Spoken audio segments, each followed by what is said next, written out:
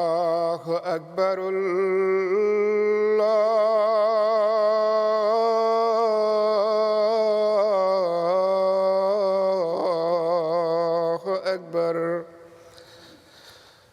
اللہ اکبر اللہ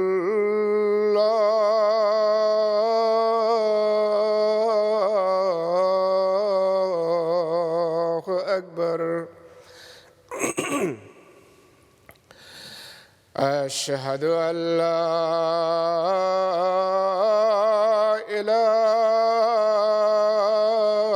إله إلا الله أشهد أن لا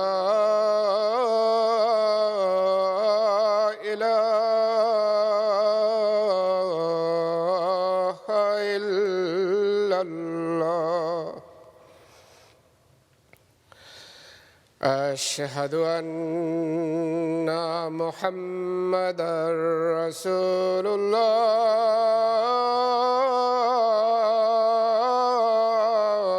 الله أشهد أن محمدًا رسول الله حي على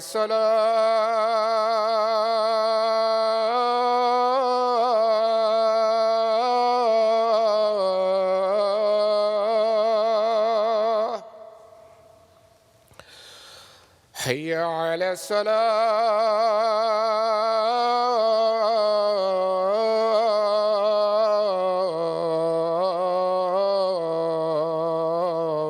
الصلاة حي على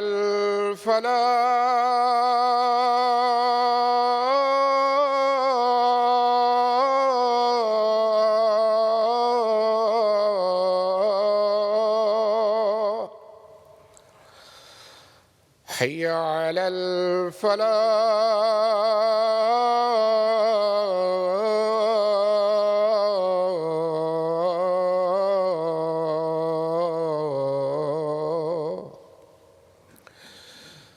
الله أكبر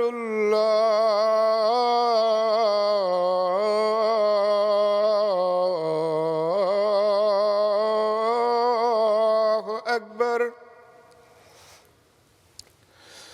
لا إله إلا الله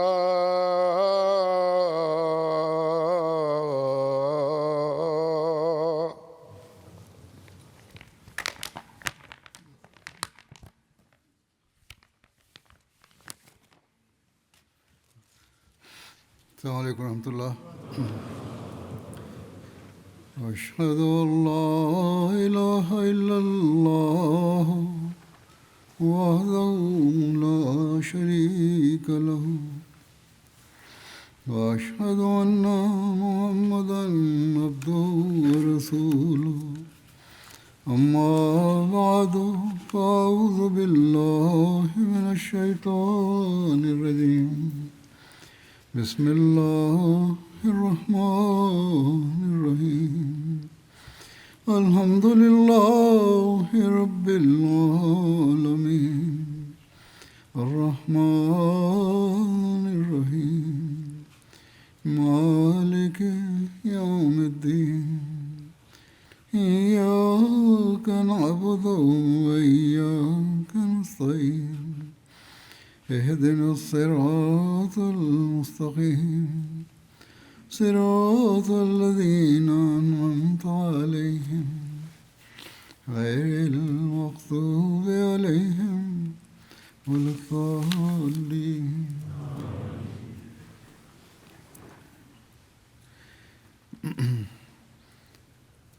تبوک کے سفر کی مزید تفصیلات جو ملتی ہیں وہی بیان کروں گا. وہی بیان ہو رہی تھیں گزشتہ خطبات میں. جیسا کہ بیان ہو چکا ہے کہ بعض منافقین نے غزوہ پر جانے سے انکار کیا تھا اور مختلف عذر بیان کیے تھے، لیکن مدینہ تشریف آوری کے بعد بھی منافقین کے ساتھ نہ جانے پر عذر اور بہانوں کا ذکر ملتا ہے،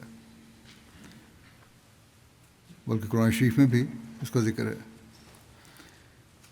حضرت صلی اللہ علیہ وسلم کی سنت تھی کہ جب سفر سے مدینہ واپس تشریف لاتے تو پہلے مسجد میں پہنچ کر 2 رکعت نماز ادا کرتے.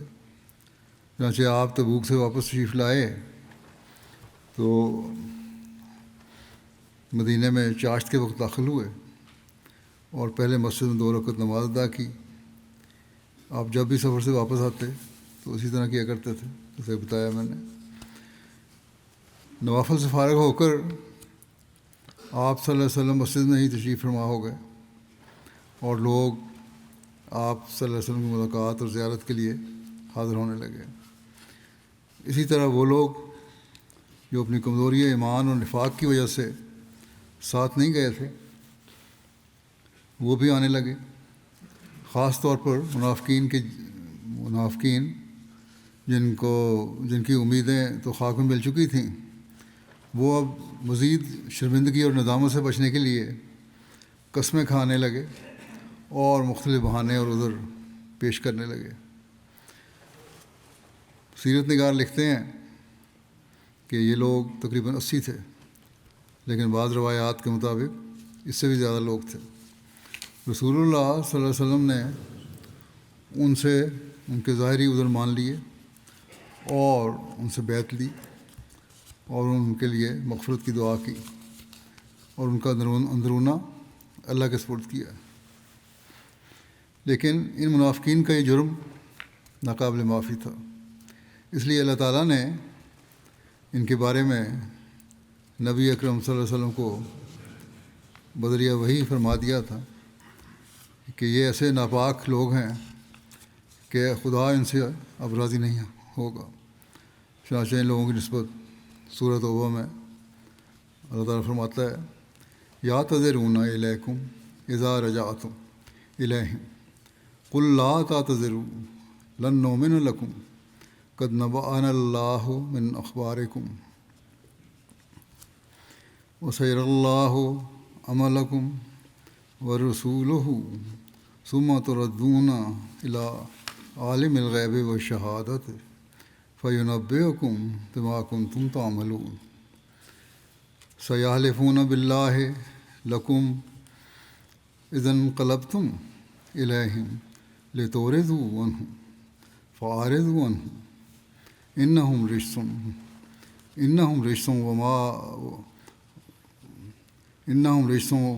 ومأواہم جہنم جزاء بما کانوا یکسبون. یحلفون لکم لترضوا عنہم وَإِن تَرْضَوْا عَنْهُمْ فَإِنَّ اللَّهَ لَا يَرْضَىٰ عَنِ الْقَوْمِ الْفَاسِقِينَ. وہ تم سے معذرتیں کریں گے جب تم ان کی طرف واپس آؤ گے تو کہہ دے کوئی عذر پیش نہ کرو، ہم ہرگز تم پر اعتبار نہیں کریں گے. اللہ نے ہمیں تمہارے حالات سے باخبر کر دیا اور اللہ یقیناً تمہارے اعمال کو دیکھ رہا ہے، اسی طرح اس کا رسول بھی. پھر ایسا ہوگا کہ تم غیب اور حاضر کا علم رکھنے والے کی طرف لوٹائے جاؤ گے، بس وہ تمہیں اس کی خبر دے گا جو تم کیا کرتے تھے. وہ یقیناً تمہارے سامنے اللہ کی قسمیں کھائیں گے جب ان کی طرف لوٹو گے تاکہ تم ان سے اعراض کرو. پس بے شک ان سے اعراض کرو، وہ بہرحال ناپاک ہیں اور ان کا ٹھکانہ جہنم ہے۔ اس کی جزا کے طور پر جو وہ کسب کرتے تھے وہ تمہارے سامنے قسمیں کھائیں گے تاکہ تم ان سے راضی ہو جاؤ۔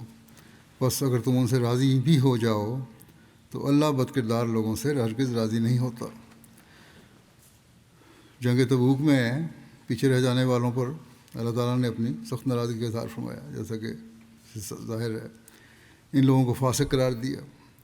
نبی اکرم صلی اللہ علیہ وسلم کو ان کی نماز جنازہ پڑھنے اور قبر پر دعا کرنے سے منع فرما دیا، اور یہ پابندی بھی لگا دی کہ آئندہ وہ کسی تحریک میں حصہ نہ لیں گے اور نہ ہی کسی جنگ میں شامل ہوں گے۔ چنانچہ اللہ تعالیٰ فرماتا ہے فرح المخلفون بمقعدہم خلاف رسول اللہ وکرہوا ان یجاہدوا باموالہم وانفسہم فی سبیل اللہ وقالوا لا تنفروا فی الحر قل نار جہنم اشد حرا قل نار جہنم اشد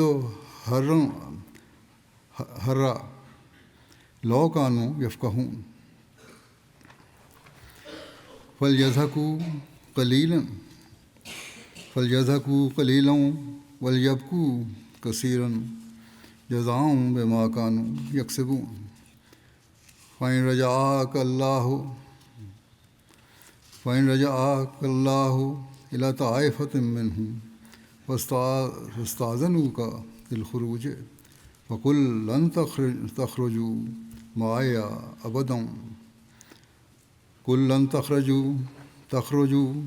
معي أبدا ولن تقاتلوا معي عدوا إنكم رضيتم بالقعود أول مرة فقعدوا مع الخالفين ولا تصل على أحد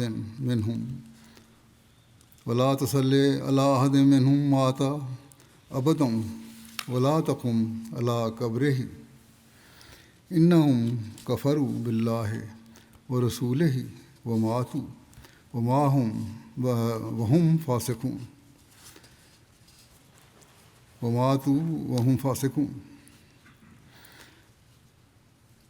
ولا تعجبك أموالهم وأولادهم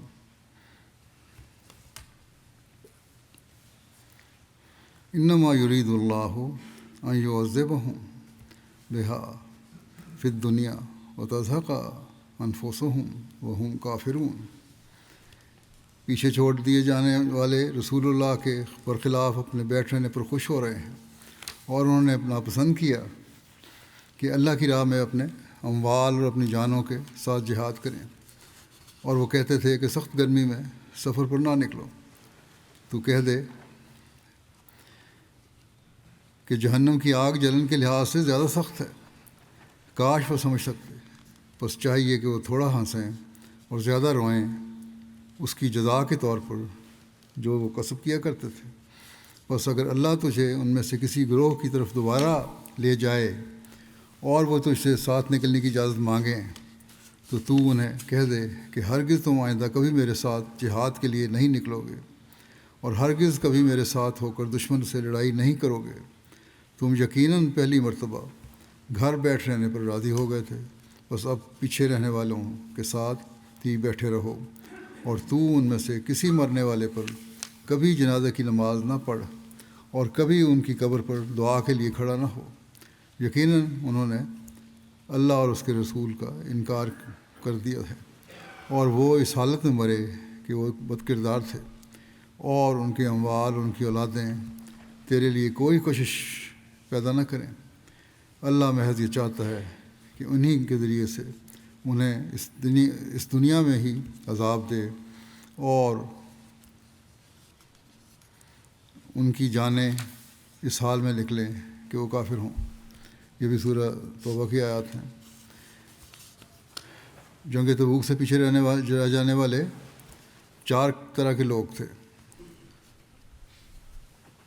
وہ خوش نصیب افراد جو رسول اللہ صلی اللہ علیہ وسلم کے ارشاد پر کسی فرض کی ادائیگی کے لیے پیچھے رہے، جیسے حضرت علی اور ابن مکتوم اور محمد بن مسلمہ وغیرہ۔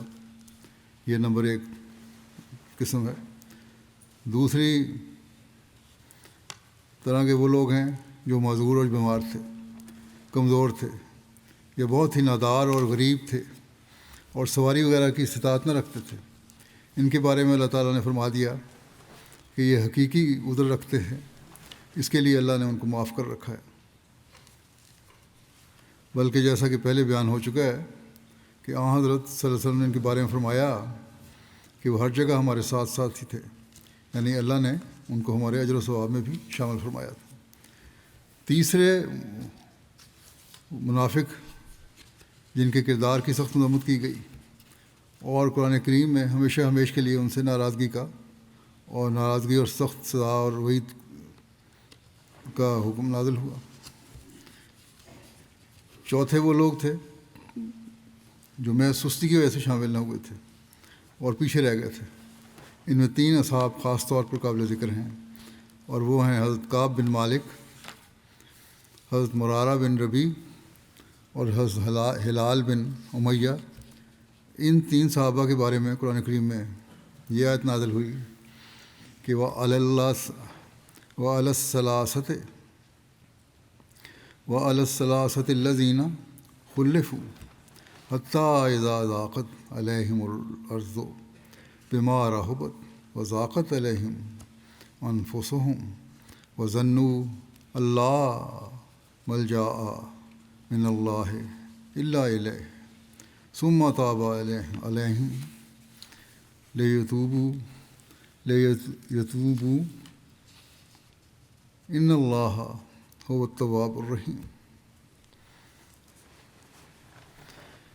اور ان تینوں پر بھی اللہ توبہ قبول کرتے ہوئے جھکا جو پیچھے چھوڑ دیے گئے تھے، یہاں تک کہ جب زمین ان پر باوجود فراخی کے تنگ ہو گئی اور ان کی جانیں تنگی محسوس کرنے لگیں، اور انہوں نے سمجھ لیا کہ اللہ سے پناہ کی کوئی جگہ نہیں مگر اسی کی طرف، پھر وہ ان پر قبولیت کی طرف مائل ہوتے ہوئے جھک گیا تاکہ وہ توبہ کر سکیں۔ یقیناً اللہ ہی بار بار توبہ قبول کرنے والا اور بار بار رحم کرنے والا ہے۔ الثلاثۃ الذین خلفوا، یعنی وہ 3 جو پیچھے چھوڑ دیے گئے، ان کے واقعے کی تفصیل یوں بیان ہوئی ہے۔ بخاری کی ایک روایت ہے کہ حضرت کعب بن مالک نے خود یہ سارا واقعہ بیان کیا ہے۔ چنانچہ وہ بیان کرتے ہیں کہ میں رسول اللہ صلی اللہ علیہ وسلم سے کسی غزوے میں بھی پیچھے نہیں رہا جو آپ نے کیا ہو، سوائے غزوہ تبوک کے۔ ہاں، غزوہ بدر میں بھی پیچھے رہ گیا تھا اور آپ نے کسی پر بھی ناراضگی کا اظہار نہیں کیا تھا جو اس جنگ سے پیچھے رہ گیا تھا۔ رسول اللہ صلی اللہ علیہ وسلم صرف قریش کے قافلے کو روکنے کے ارادے سے نکلے تھے، مگر نتیجہ یہ ہوا کہ اللہ نے بغیر اس کے کہ جنگ کی ٹھانی ہو ان کو دشمن سے ٹکرا دیا، اور میں رسول اللہ صلی اللہ علیہ وسلم کے ساتھ عقبہ کی رات میں بھی موجود تھا جب ہم نے اسلام پر قائم رہنے کا پختہ عہد و پیمان کیا تھا، اور میں نہیں چاہتا کہ اس رات کے عوض مجھے بدر میں شریک ہونے کی توفیق ملتی، اگرچہ وہ سمجھتے تھے کہ عقبہ کی جو وعدہ بیعت تھی وہ اس سے بڑی تھی، اگرچہ بدر لوگوں میں اس سے زیادہ مشہور ہے۔ اور میری حالت یہ تھی کہ میں کبھی بھی اتنا تنومند اور خوشحال نہیں تھا۔ اب تبوک کے واقعے کا ذکر کر رہے ہیں یہ، اس وقت جو میری حالت تھی بڑا خوشحال تھا، تنومند تھا، جتنا کہ اس وقت جب کہ آپ سے اس غزوے میں پیچھے رہ گیا،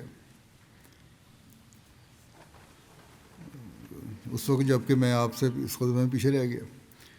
اللہ کی قسم، اس سے پہلے کبھی بھی میرے پاس اونٹ اکٹھے نہیں ہوئے تھے، اور اس غزوے کے اسناد میں 2 اونٹ اکٹھے کر لیے تھے، اور رسول اللہ صلی اللہ علیہ وسلم جس غزوے کا بھی ارادہ کرتے تھے، پھر آگے تفصیل بیان کر رہے ہیں، تو آپ اس کی مخفی رکھ کر کسی اور طرف جانے کا اظہار کرتے تھے۔ یہ عام طور پہ جنگ کی پالیسی ہوتی تھی آن وسلم کے زمانے میں، آن وسلم کی۔ لیکن جب یہ غزوہ ہوا تو نبی صلی اللہ علیہ وسلم اس غزوے میں سخت گرمی کے وقت نکلے، اور آپ کے سامنے دور دراز کا سفر اور غیر آباد بیابان اور دشمن تھا جو بہت بڑی تعداد میں تھا۔ آپ نے مسلمانوں کو ان کی حالت کھول کر بیان کر دی، یہاں آپ نے چھپایا نہیں بلکہ بیان کر دیا کہ اس غزوے میں ہم جا رہے ہیں۔ تاکہ وہ اپنے اس حملے کے لیے جو تیاری کرنے کا حق ہے تیاری کریں۔ آپ نے ان کو اس جہد کا بھی بتا دیا جس طرف آپ جانا چاہتے تھے، اور مسلمان رسول اللہ صلی اللہ علیہ وسلم کے ساتھ بکثرت تھے، اور محفوظ رکھنے والی کوئی کتاب نہ تھی جو ان کی تعداد کو ضبط میں رکھتی۔ حضرت کعب کی مراد سے رجسٹر تھا، کسی درج نہیں تھا کہ ہوتا کون ساتھ گیا کون نہیں۔ حضرت کعب کہتے تھے کہ اور کوئی شخص بھی ایسا نہ تھا جو غیر حاضر رہنا چاہتا ہو، مگر وہ خیال کرتا کہ اس کا غیر حاضر رہنا آپ سے پوشیدہ رہے گا۔ باوجود اس کے کہیں لکھا نہیں گیا تھا، پھر بھی یہ خیال نہیں آتا تھا کہ وہ آپ سے پوشیدہ ہو جائے گا غیر حاضر ہو کے، جب تک کہ اس سے متعلق اللہ تعالیٰ کی وحی نازل نہ ہو۔ اور رسول اللہ صلی اللہ علیہ وسلم نے یہ غزوہ اس وقت کیا کہ جب پھل پک چکے تھے اور سائے اچھے تھے۔ رسول اللہ صلی اللہ علیہ وسلم نے سفر کی تیاری شروع کر دی، اور آپ کے ساتھ مسلمانوں نے بھی۔ اور میں صبح کو جاتا، اپنا بیان کر رہے ہیں اب حال، میں صبح جاتا تب میں ان کے ساتھ سنبھالیں سفر کی تیاری کروں، ارادہ پکا تھا جانے کا۔ میں واپس لوٹتا اور کچھ بھی نہ کیا ہوتا، لیکن سستی تھی، تیاری نہیں ہوتی تھی۔ میں اپنے دل میں کہتا کہ میں تیاری کر سکتا ہوں، کل کر لوں گا۔ یہ خیال مجھے لیت و لال میں رکھتا رہا، یہاں تک کہ وہ وقت آ گیا کہ لوگوں کو سفر کی جلدی پڑی، اور رسول اللہ صلی اللہ علیہ وسلم ایک صبح روانہ ہو گئے، اور مسلمان بھی آپ کے ساتھ روانہ ہوئے، اور میں نے اپنے سامان سفر کی تیاری میں سے کچھ بھی نہ نپٹایا تھا۔ میں نے سوچا کہ آپ صلی اللہ علیہ وسلم کے جانے کے 1 دن یا 2 دن بعد تیاری کر لوں گا، اور پھر ان سے جا ملوں گا۔ ان کے چلے جانے کے بعد دوسری صبح باہر گیا کہ سامان تیار کر لوں، مگر پھر واپس آ گیا اور کچھ بھی نہ کیا۔ پھر میں اگلے دن گیا اور واپس لوٹ آیا اور کچھ بھی نہ نپٹایا۔ یہی حال رہا یہاں تک کہ تیزی سے سفر کرتے ہوئے لشکر بہت آگے نکل گیا۔ میں نے بھی ارادہ کر لیا کہ کوچ کروں اور ان کو پالوں، اور کاش کہ میں ایسا کرتا، مگر مجھ سے یہ بھی مقدر نہ ہوا۔ رسول اللہ صلی اللہ علیہ وسلم کے جانے کے بعد جب بھی میں لوگوں میں نکلتا اور ان میں چکر لگاتا تو مجھے یہ بات غمگین کر دیتی کہ میں ایسے ہی شخص کو دیکھتا جن پر نفاق کا عیب دھرا جاتا تھا، یا کمزوروں میں سے ایسا شخص جس کو اللہ نے معذور ٹھہرایا تھا۔ اور رسول اللہ صلی اللہ علیہ وسلم نے بھی مجھے اس وقت یاد کیا جب آپ تبوک میں پہنچے۔ آپ نے فرمایا، اور اس وقت آپ تبوک میں لوگوں کے ساتھ بیٹھے تھے، کہ کعب کہاں ہے؟ بنو سلمہ میں سے ایک شخص نے کہا، یا رسول اللہ صلی اللہ علیہ وسلم، اس کو اس کے دو چادروں نے اور اس کے اپنے دائیں بائیں مڑ کر دیکھنے نے روک رکھا ہے، یعنی شاید تکبر یا فخر کی وجہ سے نہیں آیا۔ حضرت معاذ بن جبل نے یہ سن کر کہا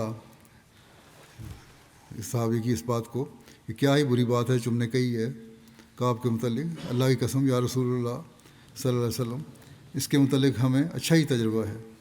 رسول اللہ صلی اللہ علیہ وسلم یہ سن کر خاموش ہو گئے۔ حضرت کعب بن مالک کہتے تھے کہ جب مجھے یہ خبر پہنچی کہ آپ واپس آ رہے ہیں، مجھے فکر ہوئی اور میں جھوٹی باتیں سوچنے لگا کہ کس بات سے کل آپ کی ناراضگی سے بچ جاؤں، بہانہ بناؤں۔ اور اپنے گھر والوں میں ہر ایک اہل رائے سے میں نے اس بارے میں مشورہ لیا۔ جب یہ کہا گیا کہ رسول اللہ صلی اللہ علیہ وسلم آن پہنچے، میرے دل سے سارے جھوٹے خیالات کافور ہو گئے، اور میں نے سمجھ لیا کہ میں کبھی بھی آپ صلی اللہ علیہ وسلم کے غصے سے ایسی بات سے بچنے کا نہیں جس میں جھوٹ ہو۔ اس لیے میں نے آپ صلی اللہ علیہ وسلم سے سچ سچ بیان کرنے کی ٹھان لی۔ اور رسول اللہ صلی اللہ علیہ وسلم تشریف لے آئے۔ جب آپ کسی سفر سے آتے، پہلے مسجد میں جاتے، اس میں 2 رکعتیں پڑھتے، پھر لوگوں سے ملنے کے لیے بیٹھ جاتے۔ جب آپ نے یہ کیا تو پیچھے رہے ہوئے لوگ آپ کے پاس آ گئے اور لگے آپ سے معذرتیں کرنے اور قسمیں کھانے، اور ایسے لوگ 80 سے کچھ اوپر تھے۔ رسول اللہ صلی اللہ علیہ وسلم نے ان سے ان کے ظاہری عذر مان لیے اور ان سے بیعت لی اور ان کے لیے مغفرت کی دعا کی اور ان کا اندرونہ اللہ کے سپرد کیا۔ پھر آپ صلی اللہ علیہ وسلم میں آپ کے پاس آیا۔ جب میں نے آپ صلی اللہ علیہ وسلم کو سلام کیا تو آپ ناراض شخص کی طرح مسکرائے، مسکراہٹ تھی لیکن ناراضگی والی۔ پھر آپ نے فرمایا، آگے آؤ۔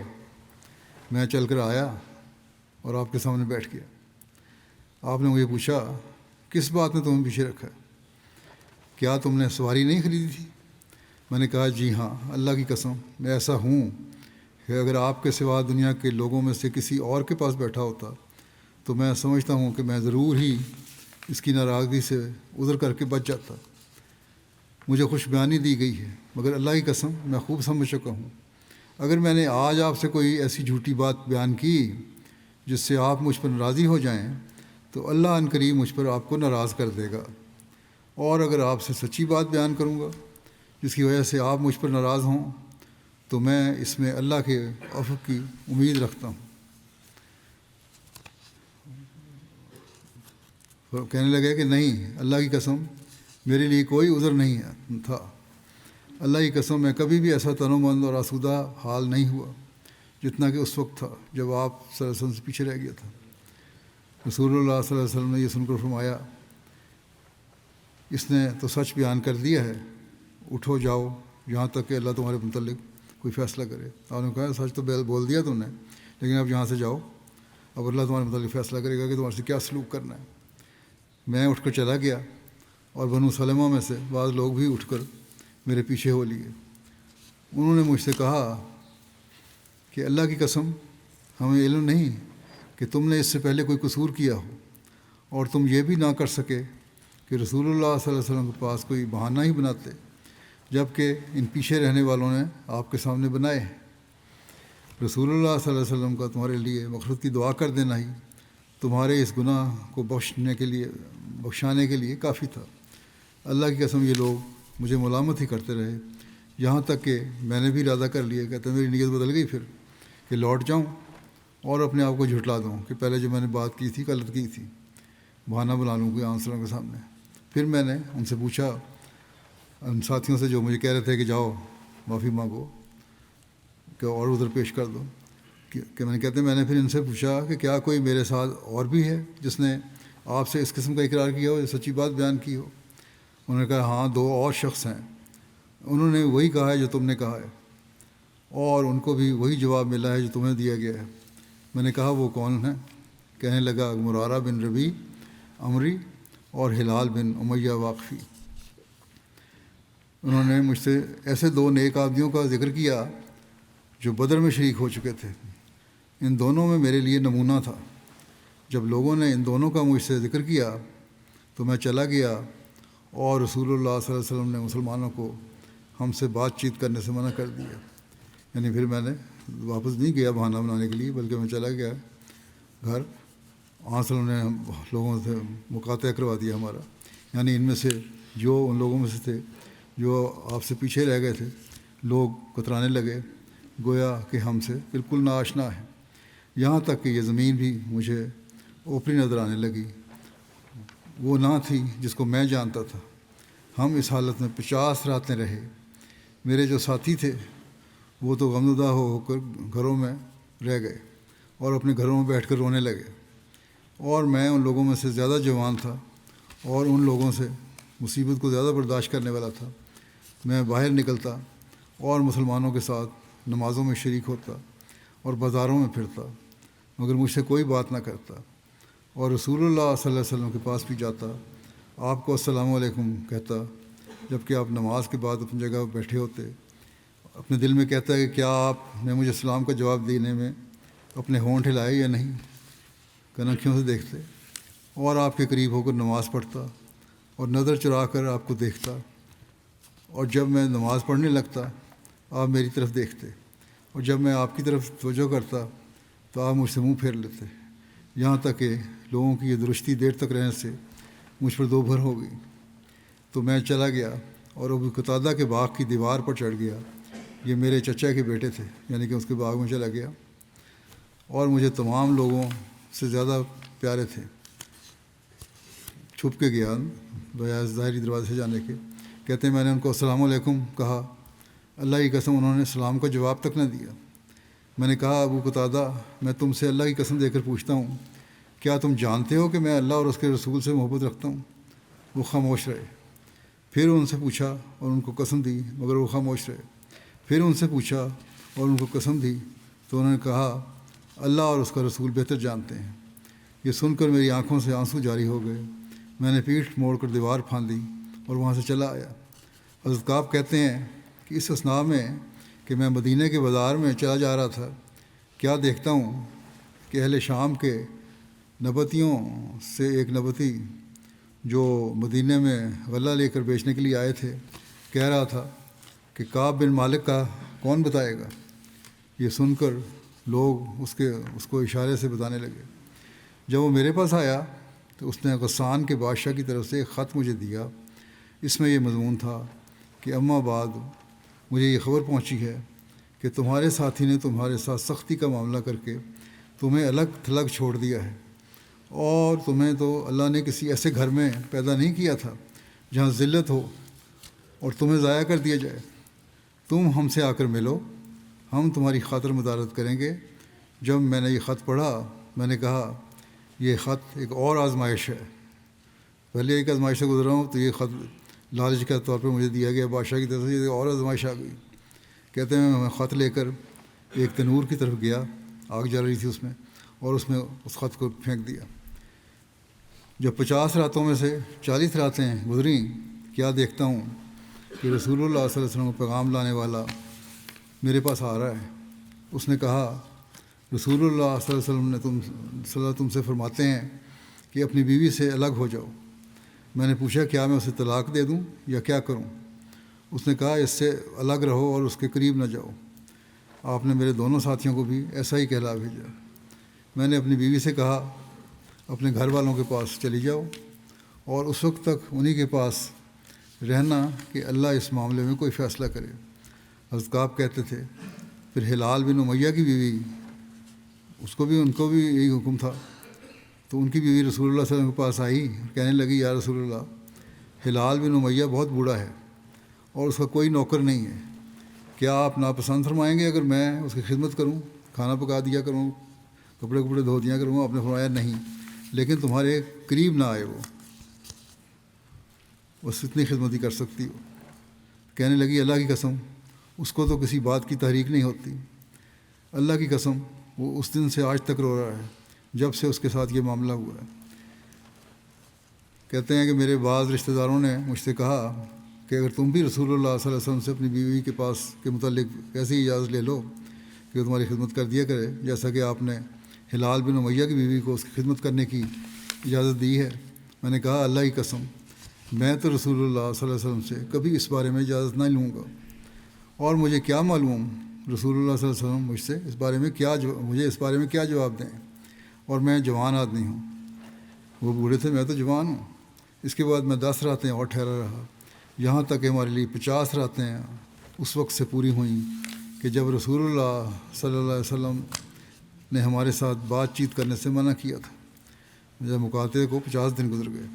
جب 50ویں رات کی صبح کو نماز فجر پڑھ چکا اور میں اس وقت اپنے گھروں میں سے ایک گھر کی چھت پر تھا، اور میں اسی حالت میں بیٹھا ہوا تھا جس کا اللہ نے ذکر کیا ہے، یعنی مجھ پر میری جان تنگ ہو چکی تھی اور مجھ پر زمین بھی باوجود کشادہ ہونے کے تنگ ہو گئی تھی۔ اس اثناء میں نے ایک پکارنے والے کی آواز سنی جو صلا پہاڑ پر چڑھ کر بلند آواز سے پکار رہا تھا، اے کعب بن مالک تمہیں بشارت ہو۔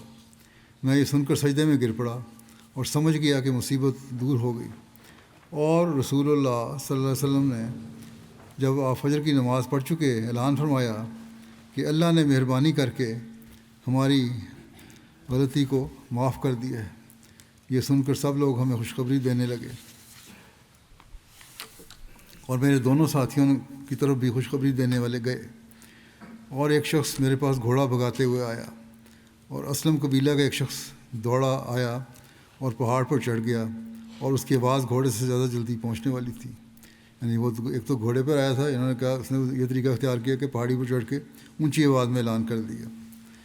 جب وہ شخص میرے پاس بشارت دینے آیا جس کی آواز میں نے سنی تھی، تو میں نے اس کے لیے اپنے دونوں کپڑے اتارے اور اس کو پہنائے، اس لیے کہ اس نے مجھے بشارت دی تھی۔ کہتے ہیں کہ اللہ کی قسم اس وقت ان کے سوا میرے پاس اور کچھ بھی نہیں تھا، اور میں نے 2 اور کپڑے عاریتاً کسی سے لیے اور انہیں پہنا اور رسول اللہ صلی اللہ علیہ وسلم کے پاس چلا گیا، اور لوگ مجھے فوج در فوج ملتے اور توبہ کی قبولیت کی وجہ سے مجھے مبارکباد دیتے تھے۔ کہتے تھے کہ تمہیں مبارک ہو جو اللہ نے تم پر رحم کر کے توبہ قبول کی۔ حضرت کعب کہتے تھے آخر میں مسجد میں پہنچا، کیا دیکھتا ہوں کہ رسول اللہ صلی اللہ علیہ وسلم بیٹھے ہیں، آپ کے ارد گرد لوگ ہیں۔ حضرت طلحہ بن عبید اللہ مجھے دیکھ کر میرے پاس دوڑے آئے اور مجھ سے مصافحہ کیا اور مبارک دی۔ مہاجرین میں سے اس کے سوا بخدا کوئی شخص بھی میرے پاس اٹھ کر نہیں آیا، اور طلحہ کی یہ بات میں کبھی بھی نہیں بھولوں گا۔ اور حضرت کعب کہتے تھے کہ جب میں نے رسول اللہ صلی اللہ علیہ وسلم کو السلام علیکم کہا تو رسول اللہ صلی اللہ علیہ وسلم نے فرمایا، اور آپ کا چہرہ خوشی سے چمک رہا تھا، کہ تمہیں بشارت ہو نہایت ہی اچھے دن کی، ان دنوں میں سے جب سے تمہاری ماں نے تمہیں جنا تم پر گزرے ہیں۔ کہتے تھے میں نے پوچھا یا رسول اللہ صلی اللہ علیہ وسلم، کیا یہ بشارت آپ کی طرف سے ہے یا اللہ کی طرف سے؟ آپ نے فرمایا نہیں، بلکہ اللہ کی طرف سے۔ رسول اللہ صلی اللہ علیہ وسلم جب خوش ہوتے تو آپ کا چہرہ ایسا روشن ہو جاتا کہ گویا وہ چاند کا ٹکڑا ہے، اور ہم اس سے آپ کی خوشی پہچان لیا کرتے تھے۔ جب میں آپ کے سامنے بیٹھ گیا، میں نے کہا یا رسول اللہ صلی اللہ علیہ وسلم، میں اس توبہ کے قبول ہونے کے عوض اپنی جائیداد سے دستبردار ہوتا ہوں جو اللہ اور اس کے رسول کی خاطر صدقہ ہوگی۔ رسول اللہ صلی اللہ علیہ وسلم نے فرمایا اپنی جائیداد میں سے کچھ اپنے لیے بھی رکھو، کیونکہ یہ تمہارے لیے بہتر ہے۔ میں نے کہا اپنا وہ حصہ رکھ لیتا ہوں جو خیبر میں ہے۔ میں نے کہا یا رسول اللہ، اللہ نے مجھے صدق کی وجہ سے نجات دی، اور میری توبہ میں سے یہ بھی ہے کہ میں ہمیشہ سچ ہی بولا کروں گا جب تک کہ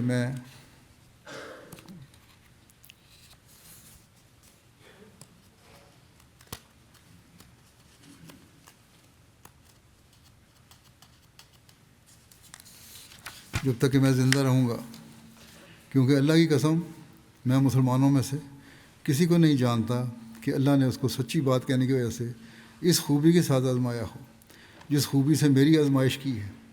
اس وقت سے کہ میں نے رسول اللہ صلی اللہ علیہ وسلم سے اصل واقعہ بیان کیا، میں نے جب سے رسول اللہ صلی اللہ علیہ وسلم سے یہ بات بیان کی، میں نے آج تک عمداً جھوٹ نہیں بولا، اور میں امید رکھتا ہوں کہ اللہ آئندہ بھی جب تک زندہ ہوں مجھے محفوظ رکھے گا۔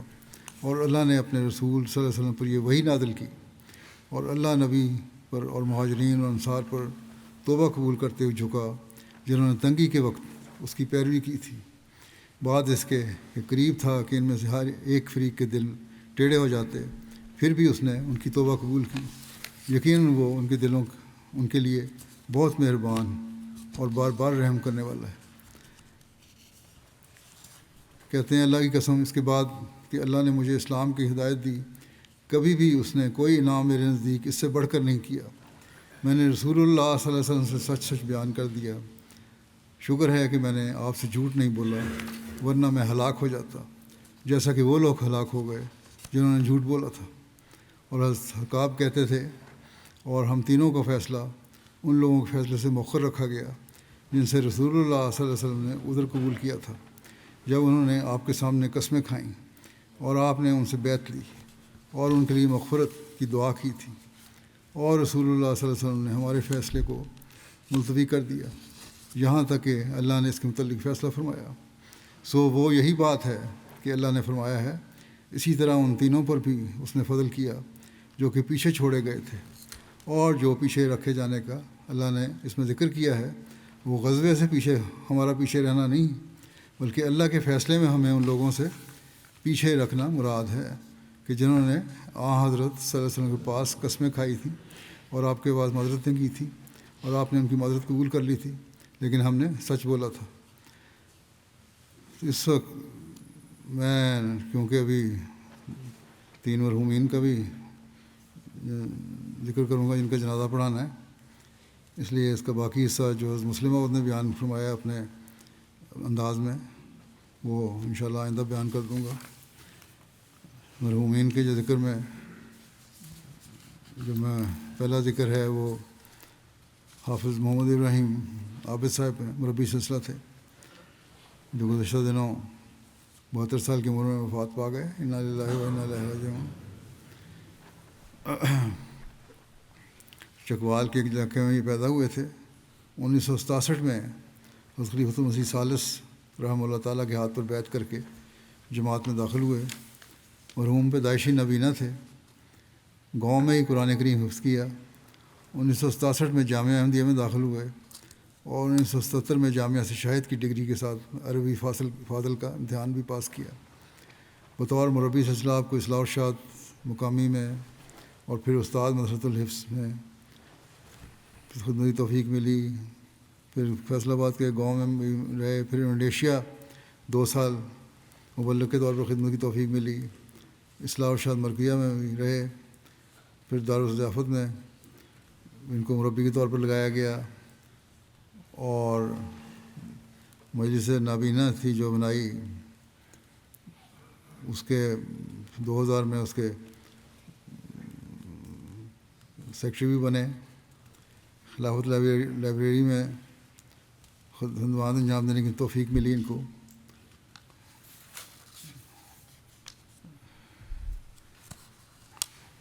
بریل زبان بھی انہوں نے سیکھی۔ ان کے ایک ہم جماعت ہیں کلاس فیلو امداد الرحمٰن صدیقی صاحب مربی سلسلہ بنگلہ دیش میں، کہتے ہیں جامعہ احمدیہ میں ہم نے ربا میں اکٹھے پڑھتے تھے، بہت ذہین و فطین تھے حافظ صاحب، حافظہ بہت اچھا تھا۔ کسی آیت کا تھوڑا سا حصہ پڑھ کر حافظ صاحب سے پوچھتے کہ یہ آیت قرآن کریم کی کس مقام پر آتی ہے، تو حافظ صاحب 1 منٹ میں سوچ کر بتا دیتے کہ آیت فلاں صورت کے شروع میں یا درمیان میں آتی ہے۔ اور جو بھی ہم جامعہ میں پڑھا جاتا استاد پڑھاتے، حافظ صاحب کو بڑا اچھی طرح یاد ہوتا۔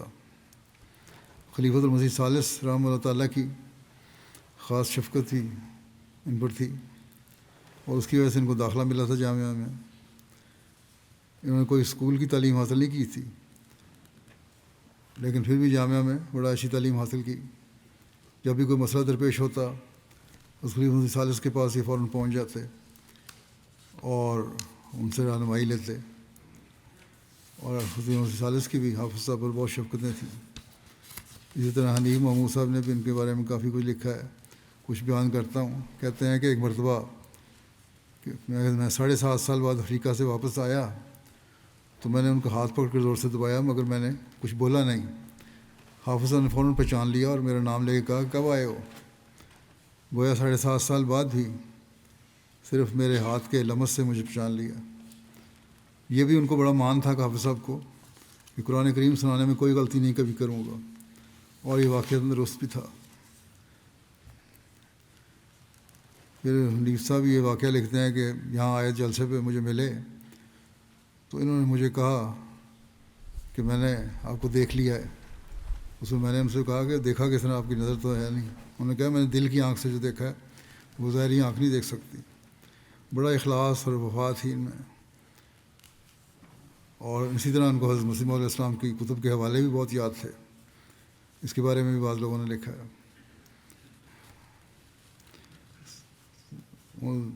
تقریباً 47 سال تک ان کو خدمت سلسلہ کی توفیق ملی۔ بڑا گہرا خلافت عقیدت کا تعلق تھا۔ اللہ کے فضل سے موسی تھے۔ ان کی پسماندگان میں اہلیہ کے علاوہ 2 بیٹے اور 4 بیٹیاں بھی شامل ہیں۔ اللہ تعالیٰ ان سے رحمت اور مغفرت سلوک فرمائے اور ان کے بچوں کو بھی صبر اور حوصلہ عطا فرمائے۔ دوسرا ذکر ہے شیخ ابوبکر جارج صاحب، مولوی سلسلہ لائبیریا۔ ان کی بھی گزشتہ دنوں 70 سال کی عمر میں مختصر حالت کے بعد وفات ہو گئی۔ انا للہ و انا الیہ راجعون۔ کچھ عرصے سے پھیپھڑوں کے عارضے میں مبتلا تھے۔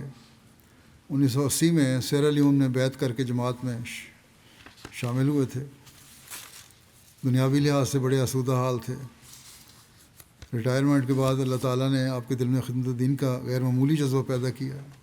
60 برس کی عمر میں انہوں نے پہلے قرآن شریف پڑھتے تھے لیکن اتنا نہیں، لیکن اس کے بعد تو خاص طور پر توجہ دی اور بہت صحت کے ساتھ قرآن کریم پڑھنا سیکھا، اور پھر تہیہ کیا کہ باقی زندگی دین کی خدمت میں صرف کروں گا۔ اگرچہ واقفی زندگی نہیں تھے، لیکن عملاً آپ نے وہ رنگ دکھایا جو واقفی زندگی سے بھی بڑھ کر تھا۔ جماعت کی خدمت و تبلیغ میں ہمیشہ پیش رہتے تھے، اور 1 سال کی بنیادی تعلیم جماعت کی طرف سے ملی ان کو، کنڈینس کورس ملا، اور پھر ان کو مولم لگا دیا گیا۔ 2012 میں اپنے شہر میں یہ ان کو مولم لگایا، اور گانتا شہر میں ان کا اپنا مکان بھی تھا، یہ ان کو بطور سینٹر انہوں نے وقف کر دیا۔ اسی مکان کے احاطے میں آپ نے چھوٹی سی مسجد بھی تعمیر کروائی اور خدمت دین کا کام کرتے تھے۔ اس طرح آپ کو نمبا کاؤنٹی کے پہلے مبلغ ہونے کا اعزاز بھی حاصل ہوا، اور وفات تک یہاں ہی خدمت کی توفیق پاتے رہے۔ گانٹا میں اپنے ذاتی پلاٹ مسجد اور مشن ہاؤس کے لیے دے دیا، جس پر آج مرکزی مسجد اور ریجنل مشن ہاؤس قائم ہے۔ اسی طرح منروویہ کے مضافات میں آپ نے ایک پلاٹ اور چھوٹا سا گھر بھی جماعت کو ہبہ کر دیا۔ مرحوم نے جماعت کے ساتھ ہمیشہ اخلاص و وفا کا تعلق رکھا، باوجود بڑھاپے اور کمزوری کے اپنے کاؤنٹی کے دور دراز علاقوں کو مسلسل دورہ کرتے، حالانکہ راستے کچے اور نہایت کچھ دشوار گزار ہوتے تھے۔ آپ کی تبلیغی مساعی کے نتیجے میں چند قصبے بھی احمدیت کی آغوش میں آ گئے۔ آپ صوم و صلات اور تلاوت قرآن کریم کے پابند تھے، چندہ جہات میں باقاعدہ تھے، غرباء کا خیال رکھنے والے تھے، مالی قربانی میں بڑھ چڑھ کر حصہ لینے والے تھے، نیک اور مخلص انسان تھے، اللہ تعالیٰ کے فضل سے موسی تھے۔ وفات پر وصیت کا حساب کیا گیا تو تقریباً 4 لاکھ لیبرین ڈالر کی رقم اضافہ فاضلہ تھی ان کے ذمہ۔ خلافت سے بڑا گہرا تعلق تھا۔ پسماندگان میں 2 اہلیہ کے علاوہ 3 بیٹے اور 2 بیٹیاں شامل ہیں۔ اللہ تعالیٰ مغفرت اور رحم کا سلوک فرمائے اور ان کی نسلوں میں بھی جماعت سے وفا کا تعلق قائم رکھے۔ تیسرا ذکر ہے سمینہ بھنو صاحبہ کا، جو ڈاکٹر فضل محمود بھنو صاحب لائبیریا کی اہلیہ تھی۔ یہ بھی گزشتہ دنوں ان کی وفات ہوئی ہے۔ انا للہ و انا الیہ راجعون۔ یہ حضرت مسیح علیہ السلام کے صحابی حضرت مولانا عبدالرحیم درد صاحب کی نواسی تھیں۔ درد صاحب یہاں بھی رہے ہیں، یو کے میں مبلغ۔ مرحومہ نے بی اے کی تعلیم روا سے حاصل کی، پھر پنجاب یونیورسٹی لاہور سے ایم اے عربی کیا۔ تقریباً 35 سال کا عرصہ افریقہ میں اپنے واقفی زندگی شوہر کے ساتھ ہر قسم کے چیلنجز کا مقابلہ کرتے ہوئے نہایت بہادری سے گزارا، اور ہر حال میں ثابت قدم رہیں۔ زندگی کے ہر مرحلے میں آپ نے وقت کے تقاضے خوش دلی اور پوری بشاشت کے ساتھ پورے کیے، اور اپنی زواجی زندگی میں پیار اور ہم آہنگی پیدا کرنے کی کوشش کی۔ ان کے قریبی رشتہ دار، ان کی بھابھی بھی ان کے بارے میں لکھتی ہیں کہ ہمیشہ ہمارے رشتوں کو جوڑنے میں، آپس میں خاندان کے رشتوں کو جوڑنے میں انہوں نے بہت کردار ادا کیا، بڑا محبت اور پیار کا سلوک کیا ہر ایک کے ساتھ۔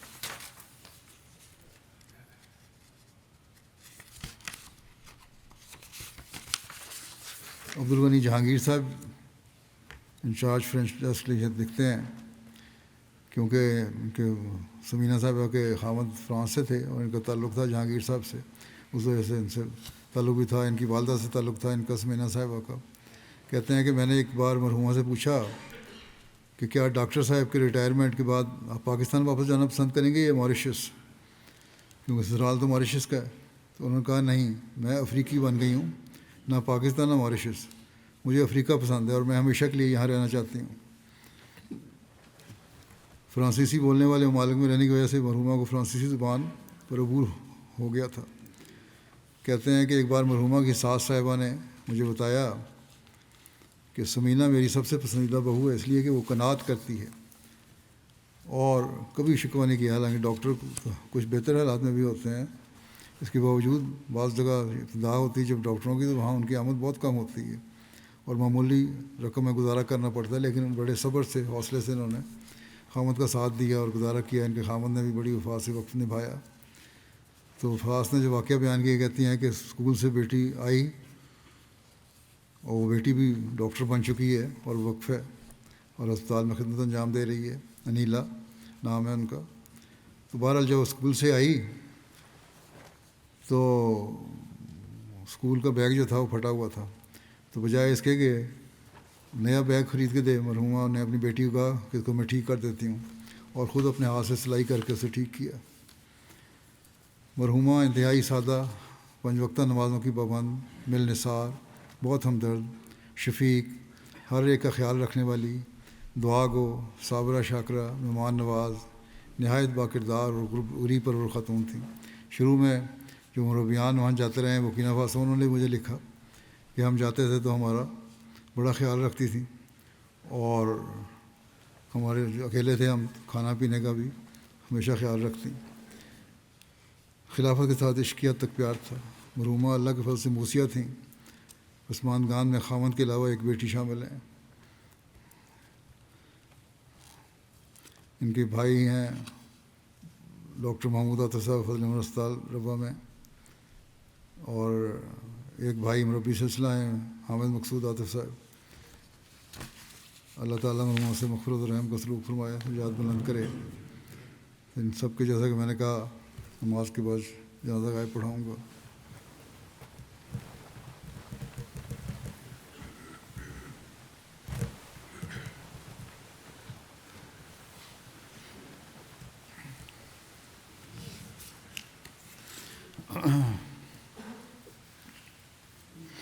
الحمد لله نحمده ونستعينه ونستغفره ونؤمن به ونتوكل عليه ونعوذ بالله من شرور أنفسنا ومن سيئات أعمالنا، من يهده الله فلا مضل له ومن يضلل فلا هادي له، ونشهد أن لا إله إلا الله ونشهد أن محمدا عبده ورسوله۔ عباد الله رحمكم الله، إن الله يأمر بالعدل والإحسان وإيتاء ذي القربى وينهى عن الفحشاء والمنكر والبغي يعظكم لعلكم تذكرون۔ اذكروا الله يذكركم وادعوه يستجب لكم ولذكر الله أكبر۔